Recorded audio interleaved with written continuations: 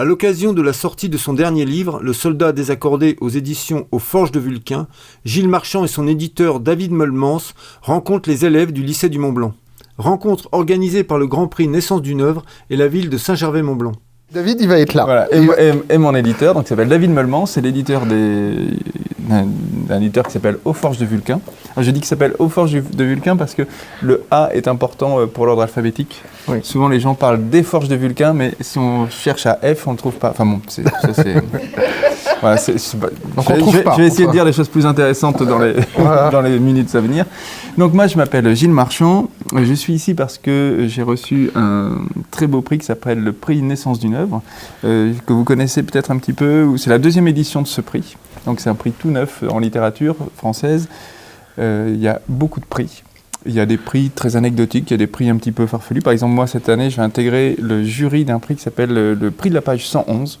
C'est-à-dire qu'on va juger toutes les pages 111 de la rentrée littéraire.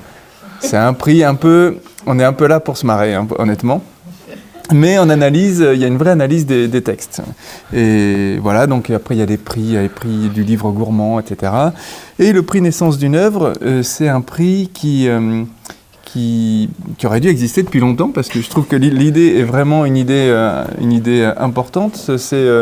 Il vient récompenser un écrivain qui a écrit entre 4 et 6 livres, c'est-à-dire qu'il y a déjà une œuvre qui existe, une œuvre qui est reconnue par le jury, par différentes personnes, et on espère que l'œuvre à venir sera encore, si ce n'est meilleure, aussi bien, et voilà. Et donc c'est important parce que...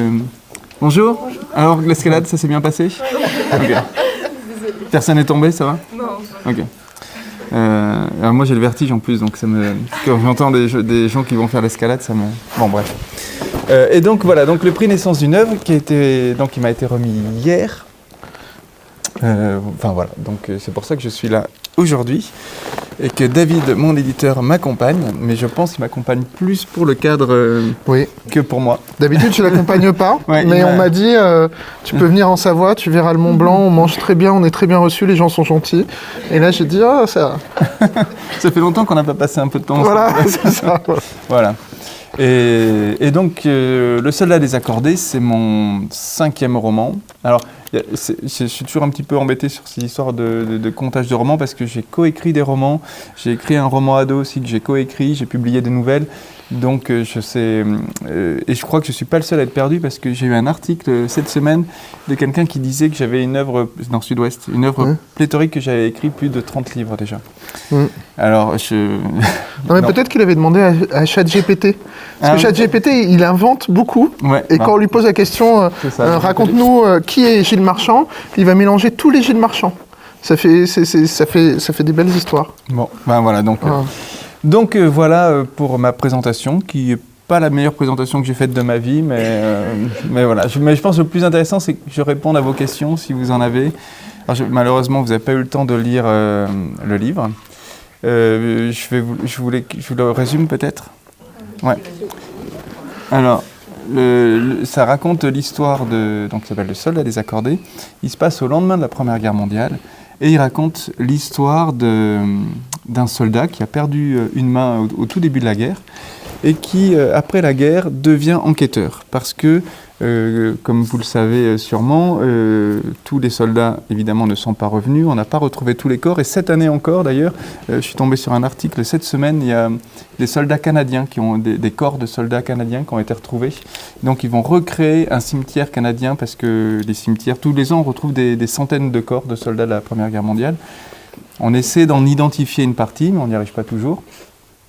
Et donc, lui, on revient en 1925, il va chercher parce que pour que des familles puissent faire leur deuil, il va chercher la trace, trouver, essayer de voir si les soldats ne sont pas dans un hôpital, dans un asile, qu'ils n'ont pas perdu la tête, qu'ils n'ont pas perdu la mémoire, comme il y a beaucoup d'histoires comme ça de soldats qu'on a retrouvés des années plus tard dans un hôpital psychiatrique, par exemple. Et là, on lui confie une mission, une dame qui est persuadée que son fils est toujours vivant. Elle n'a plus de nouvelles de lui depuis 1916, mais elle sent qu'il est là quelque part, elle ne sait pas où, mais qu'il est toujours vivant, elle ne veut pas croire à sa mort. Lui, il a l'habitude de ces histoires-là, et il accepte la mission, mais en se disant qu'il va retrouver le corps, quoi. Et qu'il se dit, bon, elle pourra faire son deuil, quoi. Qu'elle croit qu'il est vivant, très bien, il n'essaie pas de démentir, mais il va essayer de retrouver sa trace. Et en menant cette enquête, il va se rendre compte que ce soldat-là avait une histoire d'amour avec une Alsacienne. Et que l'Alsace était, au début de la guerre, toujours allemande. Et donc, forcément, ça posait des petits problèmes géopolitiques. Voilà, donc je ne vais pas en dire plus, si vous voulez le lire. Voilà. Je ne vais pas vous raconter la fin. Voilà, donc est-ce que vous avez des questions ? Le plus dur, c'est la première question. Mais c'est moins dur que de l'escalade, moi, je trouve, personnellement. Donc, Est-ce que vous êtes inspiré d'une histoire réelle ? Alors, pas sur l'histoire d'amour. Je me suis inspiré du contexte, vraiment, de ces anciens soldats qui restaient près du front pour enquêter, pour résoudre des affaires. Ça m'a vraiment inspiré. Et il y a notamment aussi une femme qui s'appelle Blanche Maupas, qui apparaît dans le livre, qui a travaillé, alors elle, parce que son mari avait été fusillé, ce qu'on appelle un fusillé pour l'exemple. Les fusillés pour l'exemple, c'était par exemple soit des déserteurs, soit des gens qui refusaient de partir à l'assaut pour différentes raisons, parce qu'ils avaient vu 2 vagues de soldats se faire fusiller, parce que soit ils n'avaient pas assez de munitions, soit parce que le terrain était à découvert. Enfin, il y a beaucoup d'explications, et de temps en temps, il y a des sections ou des compagnies qui refusaient de partir. Et donc, pour pas que ça se renouvelle, l'état-major en choisissait 10 au hasard et les fusillait. En disant, la prochaine fois que vous ferez ça, on fusillera des gens, donc si j'étais vous, essayez plutôt de sauter par-dessus le parapet et d'aller attaquer les Allemands. Le problème, c'est qu'en plus du déshonneur de mourir comme ça, les veuves de fusillés, pour l'exemple, n'avaient pas le droit de toucher des pensions de guerre, parce qu'ils n'étaient pas morts pour la France. Et à un moment où le pays allait pas très bien économiquement, ne pas avoir de pension, c'était catastrophique. Et donc Blanche Maupas a travaillé pendant plus de 15 ans pour faire réhabiliter son mari, pour prouver que lui et les 3 caporaux qui avaient été fusillés en même temps que lui avaient été fusillés à tort. Voilà. Et il y a la Ligue des droits de l'homme, il y a beaucoup d'associations, des comités qui sont montés comme ça pour faire réhabiliter un certain nombre de soldats. Voilà. Donc cette histoire, elle est vraie, et j'avais envie un peu de rendre hommage à cette dame-là, Blanche Maupas. C'est pour ça que dans le livre, c'est elle qui forme un petit peu l'enquêteur. Il dit que c'est à elle qu'il doit tout. Mais aussi, tu as beaucoup profité du fait que de 2014 à 2018, il y a eu une forte médiatisation du centenaire de la Première Guerre mondiale. Et donc, ça a été beaucoup de radios, télé, journaux, en fait, ont mis à jour pour le grand public les connaissances qu'on a sur la Première Guerre mondiale, puisqu'en fait, par exemple, nous, ce qu'on avait pu apprendre quand on avait votre âge, une partie de ce qu'on avait pu apprendre, c'était des connaissances qui étaient incomplètes, et une partie des recherches des historiens n'était pas encore passée dans le grand public. Oui. Je pense que, alors déjà, il y a beaucoup de choses. C'est vrai que moi, pour écrire ce livre, il est très différent de ceux que j'ai écrits avant par la méthode, parce que tous mes livres précédents, je n'ai pas fait beaucoup de recherches. Je me suis intéressé à certaines questions, mais je n'ai pas fait vraiment de recherche. Pour ce livre-là, il fallait que j'ai une base, un socle historique qui soit solide. Donc la première chose que j'ai faite, c'est j'ai lu les grands écrivains qui ont écrit sur la Première Guerre mondiale et les grands écrivains qui l'ont connu. Par exemple, je n'ai pas relu Pierre Lemaitre, qui a écrit, j'avais lu quand il est sorti il y a une dizaine d'années, qui est très bon, c'est pas la question, mais j'avais pas envie d'avoir des écrivains qui parlaient aujourd'hui de la guerre d'il y a 120 ans, d'il y a 100 ans. Donc j'ai lu pour me rapprocher de la langue, pour essayer de comprendre la manière dont ils parlaient, pour attraper leurs tics de langage, leurs expressions. Et donc j'ai lu Barbus, Maurice Genevoix, je ne sais pas si vous avez étudié À l'Ouest Rien de Nouveau, je crois que c'est un livre, à l'époque on l'étudiait au collège. Les Croix de Bois, ou sur Netflix il y a À l'Ouest Rien de Nouveau. Mais ça c'est tiré, alors je ne l'ai pas vu, mais il paraît qu'il est... C'est sorti en novembre, c'est très bien. Il paraît qu'il est très bien. C'est une bonne adaptation. Voilà, c'est tiré d'un livre d'Éric Maria Remarque, qui est un livre qui m'avait vraiment marqué quand j'étais au collège. En fait, je vous interromps, mais on en a parlé en cours, parce que...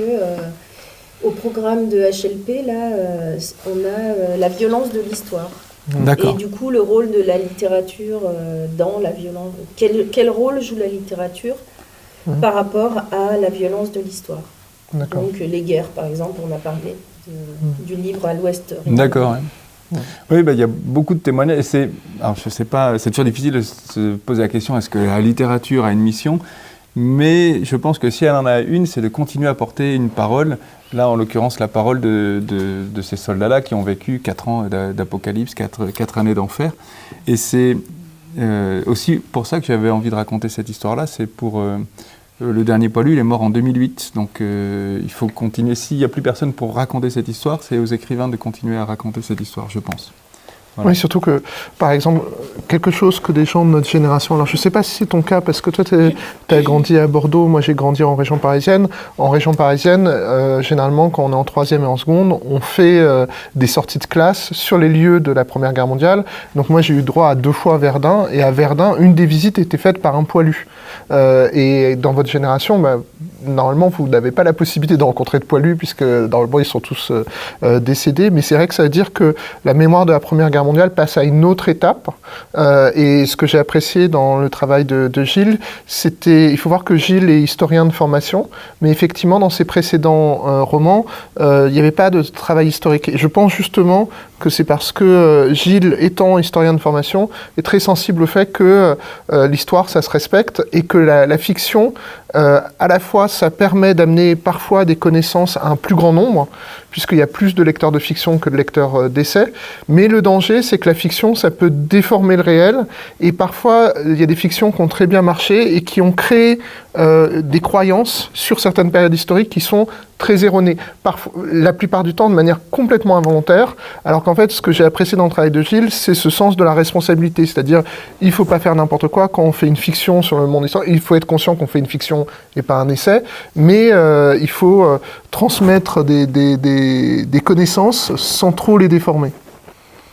Ah oui, parce qu'en fait, quand on écrit, c'est très facile de rendre n'importe quel personnage historique sympathique ou d'en faire un salopard. Et après, c'est très difficile d'aller contre ça. Quand on voit un film avec, on va dire un film avec Churchill, un comédien qui va interpréter Churchill, on aura du mal à la sortie du film d'oublier que c'est un rôle, que c'est quelqu'un, que c'est devenu Churchill, c'est lui, c'est le comédien qu'on a vu, parce que c'est ce qui nous restera en mémoire, parce qu'il aura prononcé des phrases qui nous auront marqué. C'est très difficile, et je pense que quand on écrit, quand on crée une œuvre, on a quand même une responsabilité de ce côté-là. Enfin, après, c'est peut-être parce que j'ai fait des études d'histoire et que j'ai jamais trop lu de romans historiques, justement parce que ça me dérangeait. Et donc, quand j'ai écrit, j'ai fait attention à ça. C'est complètement anecdotique et secondaire, mais par exemple, ces jours-ci, il y a beaucoup de réflexions chez les historiens, chez les médiévistes, notamment ceux qui travaillent sur le Moyen-Âge, sur le fait qu'il y a un écart immense entre ce que les historiens pensent actuellement du Moyen-Âge et la représentation publique du Moyen-Âge, qui est complètement fantaisiste sur plein de choses, qui est déformée en permanence parce que souvent les gens ne mettent pas à jour leurs connaissances. Et il y a beaucoup de très bons vulgarisateurs de l'histoire qui travaillent sur essayer de faire connaître le Moyen-Âge tel qu'on le comprend aujourd'hui. Et c'est plus difficile parce que je pense que le Moyen-Âge, c'est une période plus lointaine, c'est une période très vaste. Et voilà. Oui, je suis d'accord. Tu vas pas faire un roman sur le Moyen-Âge la prochaine fois? Non, justement, c'est une période trop floue encore pour moi. Enfin, ça me demanderait trop de travail. Mais par contre, c'est important de préciser que ton roman n'est donc pas un roman historique. Non. C'est-à-dire, c'est vraiment un roman... C'est un cadre, c'est le cadre historique, c'est mon histoire, c'est une histoire d'amour qui se passe à ce moment-là. Est-ce que vous pourriez rappeler la définition d'un roman historique ? Alors ça, je te laisse plus la parole sur ça. Non, pourquoi moi? C'est parce que tu es éditeur. Moi, mais je suis éditeur, mais je ne suis pas non plus théoricien de la littérature. Je pense que l'écart qu'il y aurait entre un roman historique et un roman de littérature générale, c'est pas une histoire de qualité ou de légitimité. Je pense que c'est dans le fonctionnement interne du texte, c'est plutôt une question de degré, où vraiment, dans le roman de littérature générale, le contexte historique sert parfois de décorum, mais n'est pas le moteur du récit, alors qu'en fait, dans le roman historique, souvent, l'apport de connaissances ou le plaisir que le lecteur a à apprendre des choses fait plus partie de l'expérience esthétique. Mais c'est difficile à dire parce que, par exemple, Les Rois Maudits, c'est qualifié de roman historique, mais souvent le plaisir que prennent les gens à lire Les Rois Maudits, c'est le côté intrigue de cour, renversement dramatique, qui aurait pu être transposé peut-être au monde contemporain. Donc, j'ai pas de réponse. Est-ce que vous avez sans doute une réponse plus précise que moi, en fait? Et Les Trois Mousquetaires, c'est un roman historique? Pardon? Les Trois Mousquetaires, c'est un roman historique? Oui, c'est un roman. Est-ce que c'est vraiment un roman historique? Je ne saurais pas. Pour moi, c'est situé dans une époque. C'est ça. Non, c'est difficile. Après, il y a quelque chose qu'il faut garder à l'esprit, c'est que l'édition, donc je parle de moi, pas de Gilles qui est écrivain, mais l'édition, ça reste un commerce au sens à la fois intellectuel, mais au sens matériel. On vend des livres. Les livres sont des objets physiques qui sont soumis à toutes sortes de contraintes. Et une des contraintes qu'on va avoir, qui peut être une contrainte créative, mais pas toujours, c'est que les livres se vendent principalement en librairie. Comme il y a beaucoup de livres produits en France, donc la France c'est un des pays qui produit le plus de livres par nombre d'habitants, il faut les classer, il faut pouvoir orienter les gens en librairie, et donc on a créé des segments qui parfois sont des contraintes matérielles ou sociologiques, voilà, mais pas toujours des contraintes esthétiques. C'est-à-dire que dans certaines librairies, vous allez avoir un rayon roman historique. Et il y a des gens qui disent « je n'aime que ça et je vais au rayon roman historique », mais parfois, ces contraintes matérielles sont pas tout à fait des contraintes esthétiques. C'est-à-dire que parfois, on peut aussi avoir des livres qui, à un moment, étaient au rayon roman historique, qui ont bougé. Mais par exemple, au XIXe siècle, où la production de livres décolle vraiment en France, le concept de rayonnage n'existe pas vraiment parce qu'il y a beaucoup moins de livres. Donc, c'est juste des romans. Il y a un rayon roman, quoi. Mais on va pas avoir, comme aujourd'hui, on a littérature générale, littérature étrangère, science-fiction, fantasy, érotique, polar. Et au sein des polars, il y a 5 catégories différentes entre le roman noir, le thriller, voilà, et tout. Enfin, voilà. Mais c'est vrai que s'il est rangé en rayon historique, ça serait pas choquant non plus. Non, ce serait pas choquant non plus. Hein.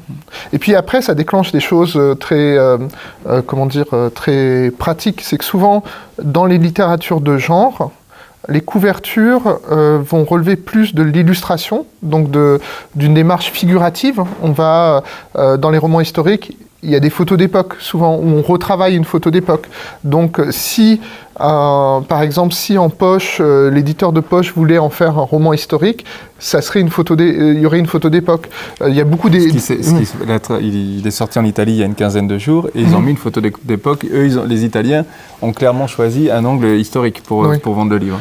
C'est ça. Et je pense, Gilles, sans dévoiler tout le roman, dire un mot sur la femme de la Lune, parce que Gilles a introduit une poésie, une fantaisie et une espèce de musique dans ce roman qui est... La fille de la Lune, c'est le personnage par lequel le roman est né. Dans le livre, à plusieurs reprises, des soldats parlent d'une légende, d'une histoire, ils ne savent pas si c'est vrai, si elle a existé. Alors c'est moi qui ai inventé cette histoire-là.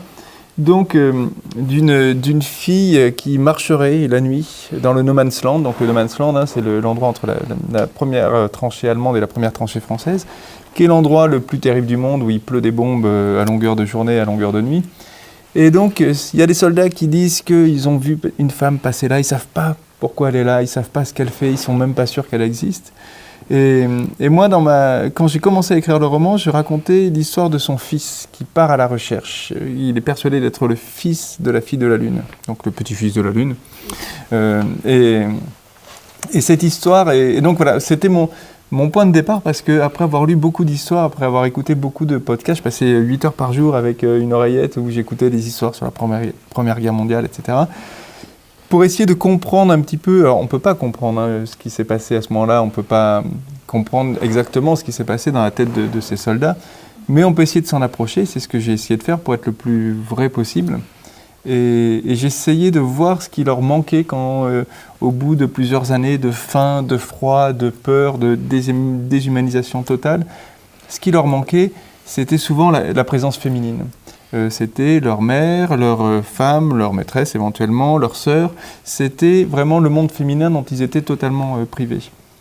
Et donc j'essayais d'imaginer ces soldats en ayant faim, froid, sommeil, bouffé par les parasites, ce qu'il pourrait voir la nuit dans la brume, ce qu'il pourrait, j'imaginer, peut-être un animal qui passe ou le vent qui déplace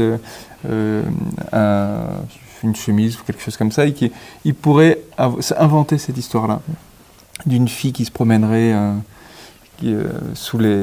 dans cet endroit très dangereux et qui peut-être au moment où ils allaient devoir passer sur le parapet pour partir à l'attaque, s'ils devaient mourir là, qui mourrait avec quelqu'un qui leur tiendrait la main, une femme qui leur tiendrait la main. Voilà. Alors, dans l'histoire de la fille de la Lune, c'est la seule histoire qui objectivement est inventée, mais en fait elle est inspirée de quelque chose de très particulier sur lequel les historiens travaillent depuis une vingtaine d'années, qui est un fait connu de la Première Guerre mondiale, mais que moi je ne connaissais pas. C'est que dans tous les lieux de combat de la Première Guerre mondiale, le niveau de violence et de répétition de la violence faisait que les soldats arrivaient à un sentiment de sidération permanent, d'irréel, et étaient occupés en permanence par des sortes de légendes. Par exemple, un des plus gros succès de la littérature de langue anglaise lors de la Première Guerre mondiale, c'est un texte de l'écrivain gallois Arthur Machen qui s'appelle « Les Anges de Mons », où en fait, collectivement, des soldats britanniques disent qu'ils ont vu des anges passer au-dessus de leur tranchée. C'est un peu plus compliqué que ça.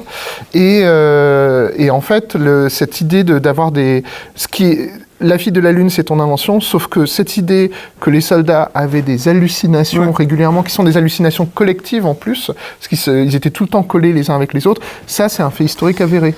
C'est ça, et puis après il y a des moments où ils s'ennuyaient, ils se racontaient des histoires, ils se racontaient leurs amours, et puis c'est ça, il y a des légendes qui traversaient, par exemple, un moment, alors ça c'est plus une manipulation médiatique, où on a fait dire à des soldats allemands qu'on a libérés que s'ils avaient perdu sur les bords de Marne, donc ça c'est au milieu de la guerre, c'était parce que Jeanne d'Arc avait aidé les Français, elle était apparue, avait aidé les Français. Et c'était un moment où, quand on était dans les tranchées, de se dire qu'il y avait Jeanne d'Arc pour nous filer un coup de main, c'était plutôt rassurant. Et dans ce monde complètement devenu irréel, après tout, peut-être que c'est pas vrai qu'il y a Jeanne d'Arc, mais on a bien envie d'y croire pour se donner un peu de courage. Oui, et d'ailleurs, c'est vraiment de mémoire parce que j'ai pas relu mes notes, mais c'est la chambre Bleu Horizon qu'on appelait comme ça parce que c'était une chambre des députés qui était constituée par beaucoup d'anciens combattants, donc qui avaient l'uniforme Bleu Horizon, qui en 1920 a œuvré pour la béatification de Jeanne d'Arc. C'est ça? Ouais, non, c'est plus compliqué. Ouais, c'est un peu plus compliqué. Je crois, d'après mes souvenirs, mais ça remonte à longtemps. C'est Benoît XV, qui était pape, qui s'était pas trop prononcé entre la France et l'Allemagne, il n'avait pas dit qui étaient les gentils, qui étaient les méchants. Et pour se rattraper à la fin de la guerre, il s'est dit tiens, je vais choisir une héroïne française pour la béatifier, pour en faire une sainte. Voilà. Je crois que parce que c'est pas la Chambre des députés qui béatifie les gens. Bah ouais, je crois que. Mais bon, là, on est dans un monologue. Je pense que si vous avez des questions, c'est. Qu'est-ce qui a été le plus dur pour vous quand vous avez écrit? Pour écrire ce livre-là? Si, j'ai une réponse. Ce qui est dur, c'est le choix.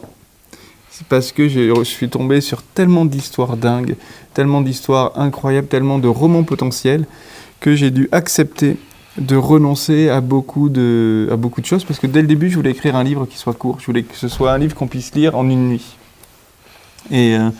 Et donc j'ai renoncé à beaucoup d'histoires incroyables que j'ai entendues. Que j'ai lues, sur lesquelles je suis tombé. Comme j'avais très envie de parler par exemple des Chinois.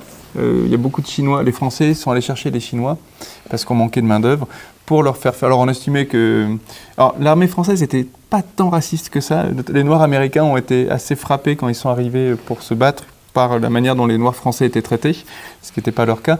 Mais vis-à-vis des Chinois, il y avait un vrai racisme parce qu'on estimait qu'ils n'étaient pas dignes d'aller au combat, donc on leur faisait faire des travaux de terrassement, de travailler sur les routes, d'acheminement de matériel, etc. Et il y a beaucoup d'histoires qui étaient assez intéressantes à raconter. Il y a aussi sur la présence des ânes, des animaux dans les tranchées, l'utilisation des pigeons, donc des ânes dont on parle beaucoup des chevaux, mais les ânes aussi ont été beaucoup présents. Puis après il y a des histoires incroyables, j'y fais allusion en une phrase, il y a un bébé qu'on a retrouvé, un bébé d'1 jour qu'on a retrouvé dans une tranchée dans la Somme, vivant.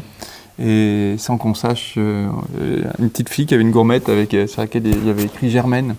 Donc, mais on ne sait pas si elle s'appelle Germaine parce que peut-être c'était un Germain, un Allemand, son père, ou si c'est parce que Germaine, parce que c'était un prénom très répandu en France à cette époque-là. Mais on sait que cette petite fille a vécu, qu'elle a été adoptée, qu'elle est morte dans les années 60 ou 70. Et ça, c'est le début d'un roman. Voilà, je suis tombé sur beaucoup d'histoires comme ça, et il a fallu que j'accepte pour mon histoire de ne pas sortir que ça ne devienne pas le livre les 1000 et une anecdotes intéressantes que vous ne connaissez pas sur la Première Guerre mondiale. Voilà, j'avais envie que certains lecteurs puissent apprendre certaines choses, mais je ne voulais pas que ça devienne un catalogue d'anecdotes sur la Première Guerre mondiale. Et ça, parfois quand on est écrivain, c'est un peu dur parce que moi j'ai tellement aimé découvrir ces petites histoires que de ne pas les partager, c'est frustrant parfois. Mais bon, c'est le jeu aussi. Et puis voilà, je peux les partager maintenant, donc tout va bien. Mais donc, si vous voulez, ça fait une idée de roman, s'il y en a parmi vous qui veulent écrire, c'est cadeau cette histoire. Vous parliez de choix, mais est-ce que vous comptez refaire un ou plusieurs livres avec les histoires avec lesquelles vous avez hésité? Alors, si je suis honnête, j'aimerais vraiment écrire un autre livre sur la Première Guerre mondiale, mais pas tout de suite. J'espère dans 20 ou 30 ans, enfin, on verra. Et si j'écris une histoire, ça ne sera pas une histoire qui a existé. C'est-à-dire que j'aurais trop... Alors je ne saurais pas comment l'expliquer parce que je juge pas, mais je suis toujours très gêné quand les gens se servent d'un personnage ou d'une histoire qui existe pour en raconter quelqu'un d'autre. Par exemple, mon personnage principal, le narrateur d'ailleurs, qui n'est pas forcément le personnage principal, n'a pas de nom. Et il n'a pas de nom pour différentes raisons. Je vais y revenir, mais au début, je me suis dit, je vais aller sur un monument aux morts de la guerre de 14 et je vais choisir un nom au hasard. Et puis, je n'ai pas pu m'y résoudre parce que je me suis dit, si je prends un nom, il faut que je prenne l'histoire qui va avec. Je peux pas... alors que je l'aurais pris, c'est pas non plus un vol, mais il y a quelque chose en moi qui m'interdisait de faire ça. Alors qu'il y a d'autres écrivains que ça gênerait pas du tout. Et idéologiquement, je suis pas encombré par cette idée, mais il y a quelque chose qui m'empêchait parce que je me dis, si je prends le nom, il faut que je prenne l'histoire.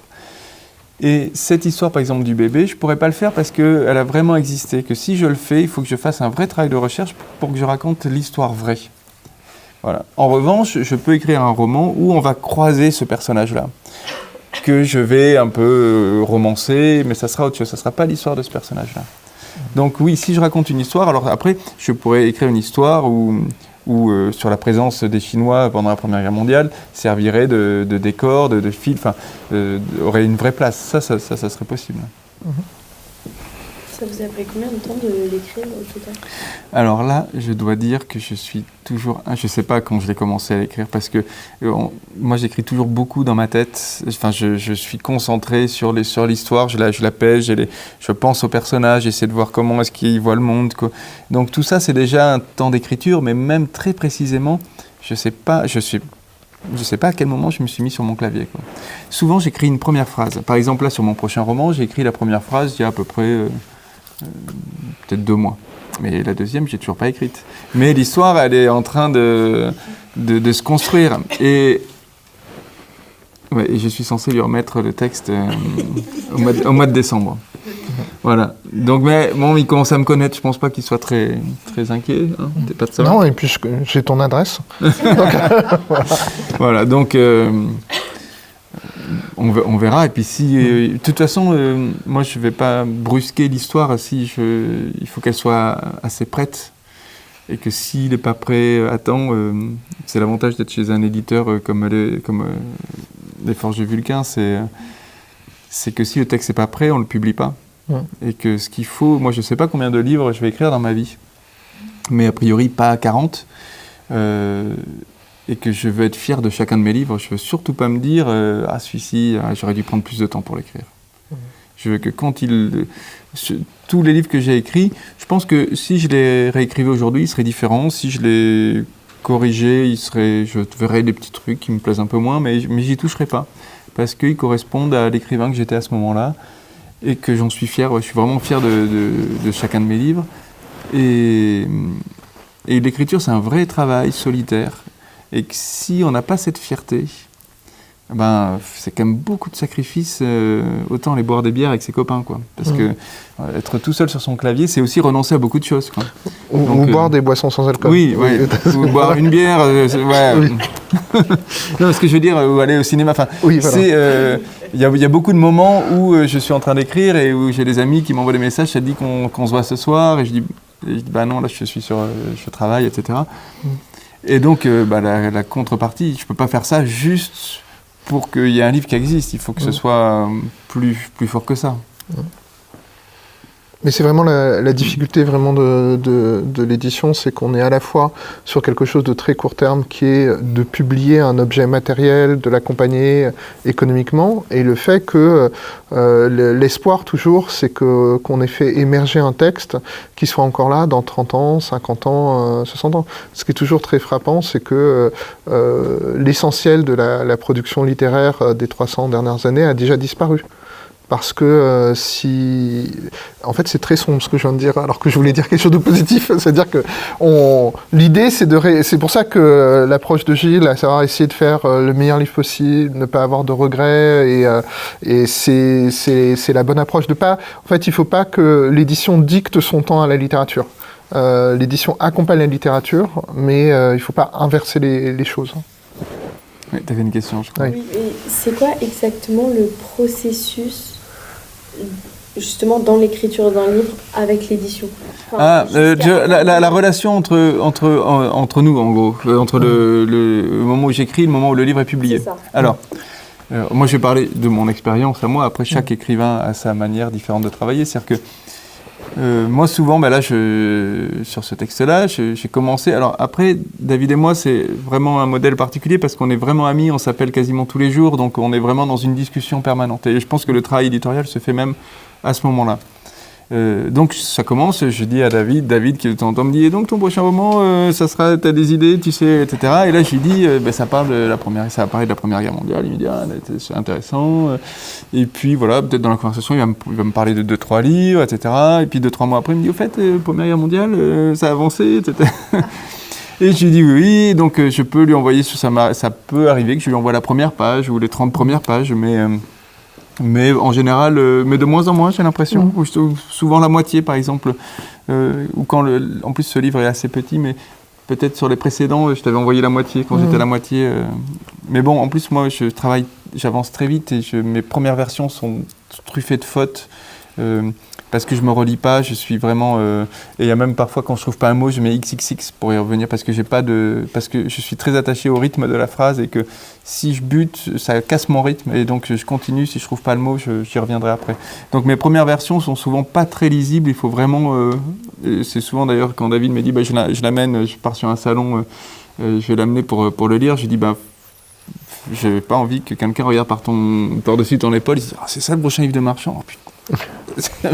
Il sait pas écrire, c'est pas écrit en français.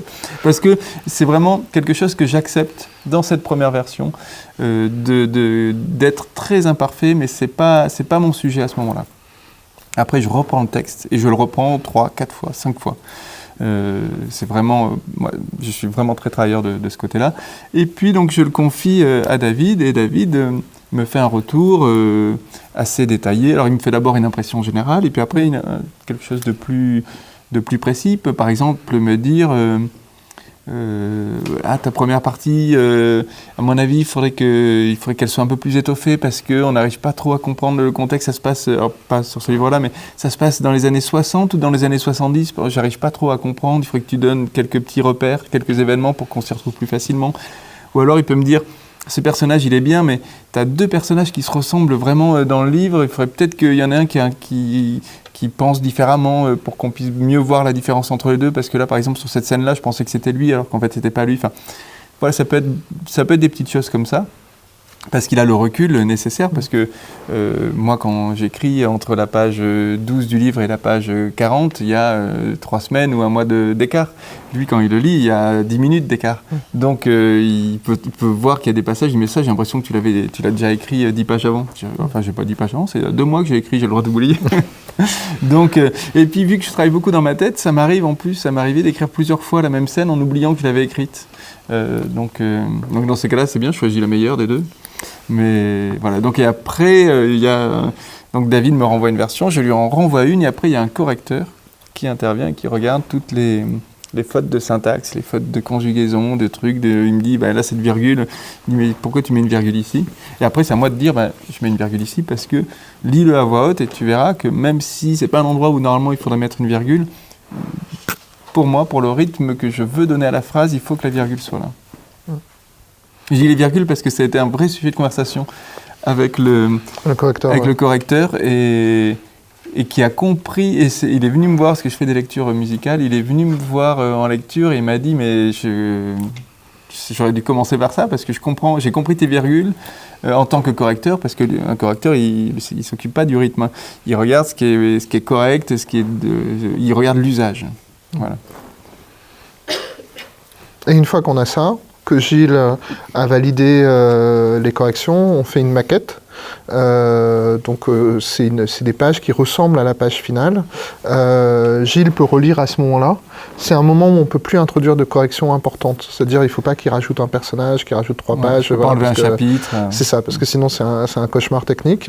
Mais il peut... et c'est le moment en fait, où le livre apparaît dans une nouvelle maquette, c'est le moment où parfois il y a des choses qui nous apparaissent à nous, c'est-à-dire des coquilles, des bizarreries, des choses comme ça. Donc on peut faire des petites corrections. Et une fois que c'est maquetté, on est prêt à partir à l'impression. Et voilà, le travail de l'éditeur, c'est toujours en 3 étapes. C'est choisir des textes. Alors dans le cas de Gilles, c'est simple, c'est qu'en fait on travaille ensemble depuis des années. C'est transformer le texte en livre.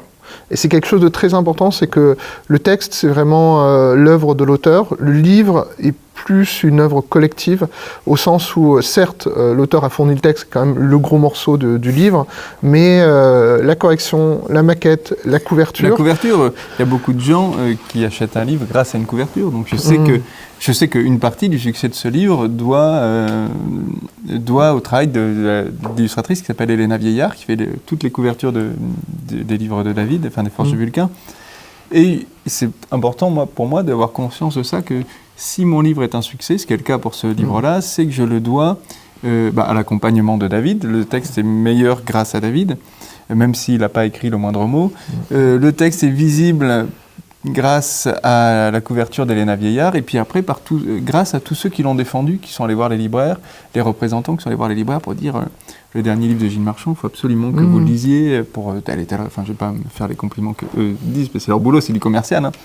Mais après, il y a du commercial plus ou moins sincère. Enfin, là, on parle d'un projet artistique aussi, donc on ne vend pas des autocollants ou des roues de voiture.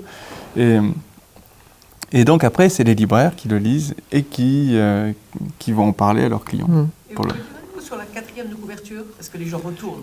Oui, alors la 4e de couverture, c'est toujours souvent... Alors, en général, ça se passe toujours comme ça avec David. Et il m'envoie un mail pour me dire « Est-ce que tu pourrais me faire un texte pour la 4e de couverture ?» Je lui réponds à chaque fois « C'est pas mon travail, c'est le tien. » Et j'ai dit « Je sais pas, moi j'ai écrit le livre, le reste...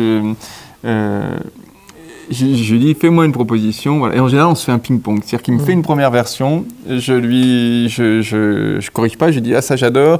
Ça, par contre, je te propose pour la fin de mettre ça. Il me dit, ok, mais alors du coup, ça marche plus, on va rajouter ça. Et à la fin, on arrive à nous deux, à un texte de présentation. Et quand je dis que c'est pas mon métier, enfin, je sais qu'il y a beaucoup d'écrivains qui le font. Alors autant, moi, j'adore trouver mes titres, autant résumer mes livres. Faire la 4e de couverture, je sais pas, c'est pas quelque chose que je sais bien faire, quoi. Donc c'est pour ça que j'ai besoin d'un premier jet pour dire ça c'est le livre que j'ai écrit, ou au contraire non mais là je reconnais pas du tout mon livre. Mais parce que le 4e de couverture, c'est pas quelque chose qui s'adresse aux gens qui ont lu le livre, ça s'adresse à des gens qui ne l'ont pas lu.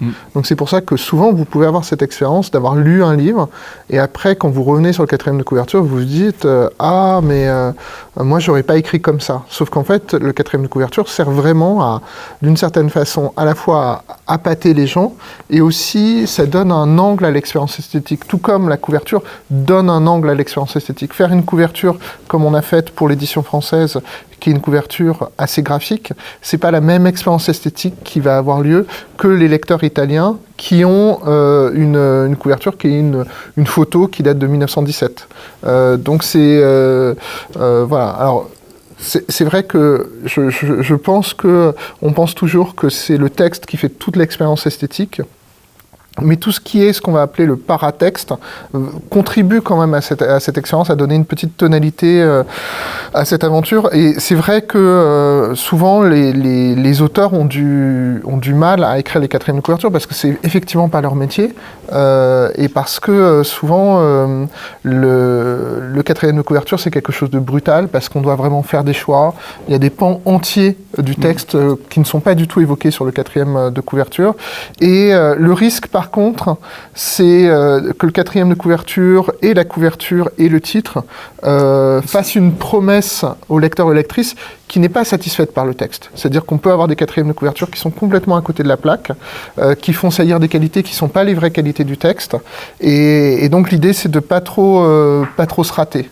Mais le paratexte du quatrième de couverture, ça peut servir à d'autres choses. Par exemple, il y a quelques années, il y avait un très bon roman qui était sorti chez Actes Sud, qui est un roman absolument passionnant qui s'appelle Le problème à trois corps, qui est un roman de science-fiction chinoise. Mais c'est un roman assez lent. Et en fait, l'éditeur chez Actes Sud avait décidé, et je pense que c'était un bon choix, de donner en quatrième de couverture l'incident déclencheur, sauf que l'incident déclencheur, il est page 250 du roman, et donc ça coupait l'herbe sous le pied quand même des 250 premières pages, mais son choix, et moi je comprenais en tant qu'éditeur, c'était de dire, sinon c'est un roman qui est un peu lent et laborieux, même si c'est un très bon roman. Pour que l'éditeur se dise, il va quand même se passer quelque chose. Il va quand même se passer quelque chose. Si on leur dit, vous avez un tunnel de 250 pages avant que ça commence, même si c'est passionnant, il y a beaucoup de lecteurs qui décrochent, et voilà. Alors après, il y a des lecteurs qui, une fois qu'ils ont lu ce roman, Le problème à trois corps, se sont dit, ah, mais pourquoi ils ont gâché l'histoire en nous en racontant trop dans le quatrième de couverture? Et ben, je pense qu'il y a beaucoup de gens qui n'auraient jamais lu ce roman s'il n'y avait pas eu cet incident déclencheur en quatrième couverture. Et c'est l'éditeur qui fait aussi le résumé qu'on trouve sur le site de l'éditeur? Oui. Alors, avec une particularité aux Forges, c'est que j'essaye souvent d'avoir le même résumé partout. C'est-à-dire sur le site, sur le quatrième de couverture, partout, qui est une particularité des Forges, puisque beaucoup de maisons vont faire plein de résumés différents selon les publics auxquels ils s'adressent. Donc sur le site internet, le résumé pour les commerciaux, il est particulier, le résumé pour les libraires, il est particulier, les résumés sur le livre pour le grand public est particulier, le résumé du catalogue est encore différent. Et en fait, moi, je pense en fait qu'on atteint un moment dans la circulation de l'information qui fait que c'est plus simple d'avoir un seul résumé.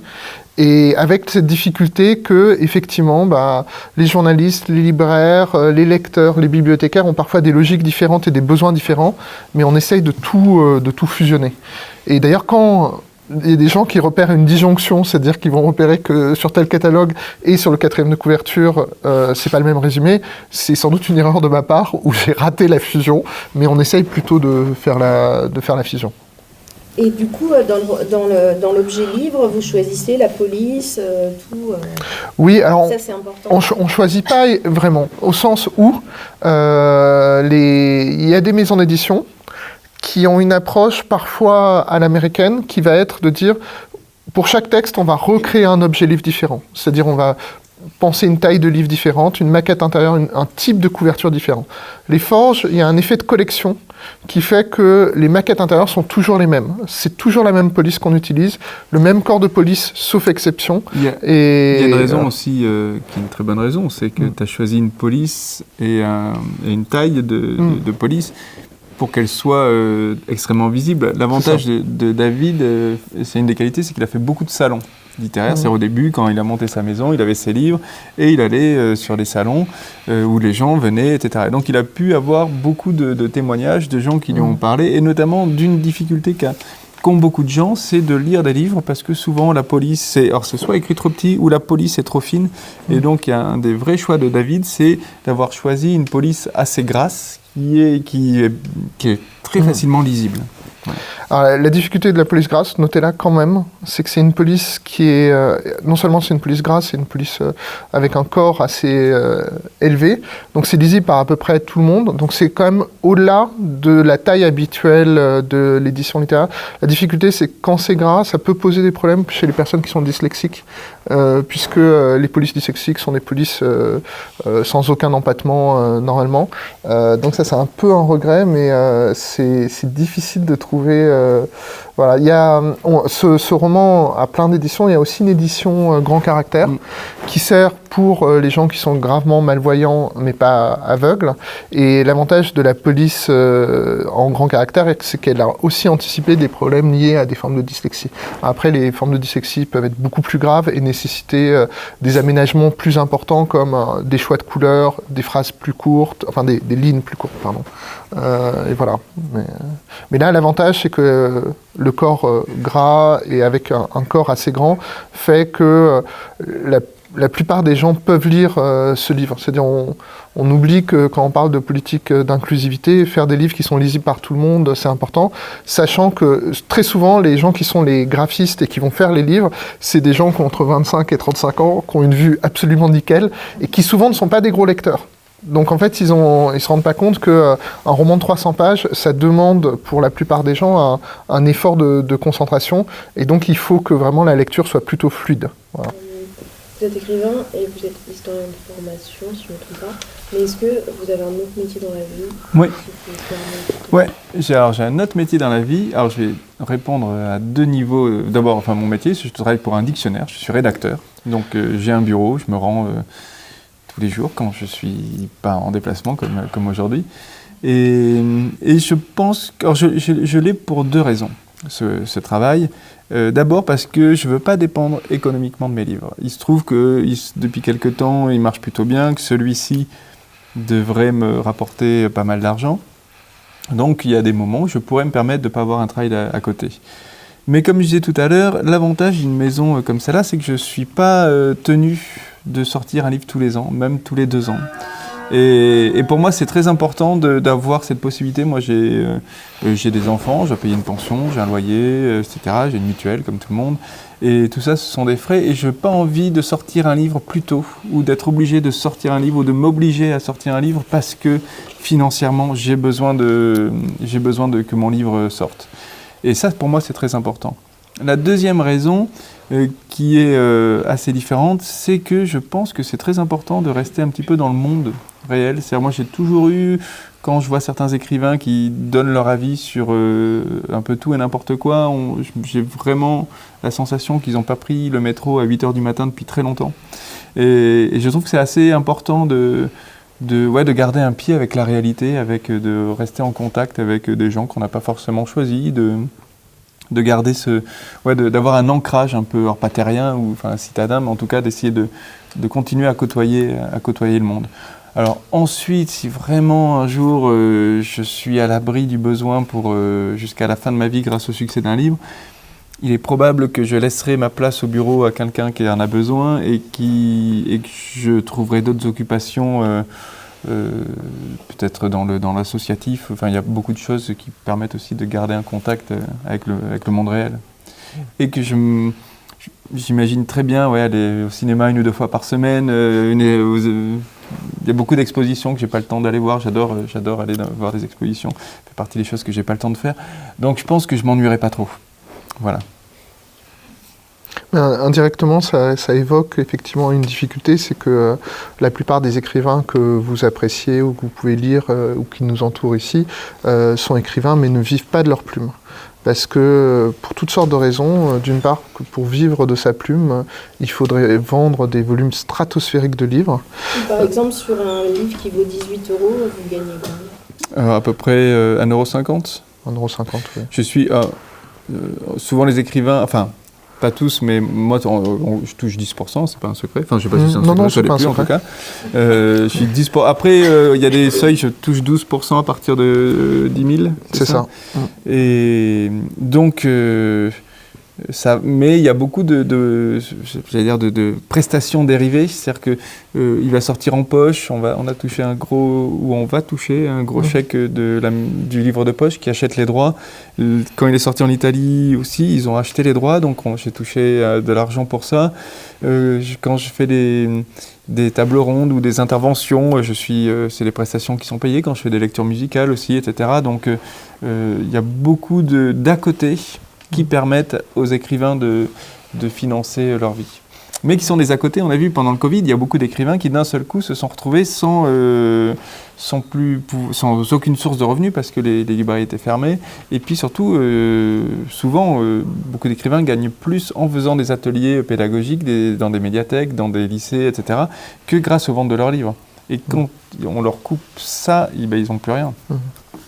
Là, on a beaucoup de chance que ce soit un roman qui ait rencontré son public, qui gagne des très beaux prix, voilà. Mais il faut voir que la qualité esthétique d'un texte, ça n'est pas lié à son succès commercial et indifféremment. C'est-à-dire que il y a une sorte d'illusion régulatrice de nous dire, si le texte est très bon, il rencontrera son public. Mais on connaît aussi plein d'auteurs qui ont fait des textes merveilleux qui n'ont jamais rencontré leur public. Et donc le succès économique, c'est pas le critère principal. C'est le critère qu'il y a beaucoup de gens qui ont travaillé, qui ont bien travaillé, mais parfois c'est travail acharné, résultat très très modeste. Ouais. Oui, moi j'ai aucun problème. Je préfère, et c'est pas une pause quand je dis ça, je préfère être très fier d'un livre qui s'est vendu à 5 000. 5 000 c'est déjà pas mal, mais on va dire je préfère être très fier d'un livre qui s'est vendu à 2 000 que d'avoir un livre que je vendrais à 80 000, mais dont je me dirais, ouais, il est pas mal, mais n'importe qui d'autre que moi aurait pu écrire ce livre-là. Moi, j'ai envie que chacun de mes livres, quelqu'un raconterait la même histoire, exactement la même histoire, il le ferait différemment, pas forcément moins bien, mais ça serait autre chose. Et chacun de mes livres pourrait être écrit par quelqu'un d'autre, mais il serait très, très différent. Ni mieux, ni moins bien, enfin peut-être mieux, mais pas forcément moins bien, pas forcément mieux, mais ça serait une autre histoire, un autre livre. Et ça, moi, j'y suis très attaché. Et je détesterais écrire un livre en ayant cette idée qu'en fait, n'importe quel écrivain avec un peu de technique, saurait tout à fait en mesure d'écrire le même livre.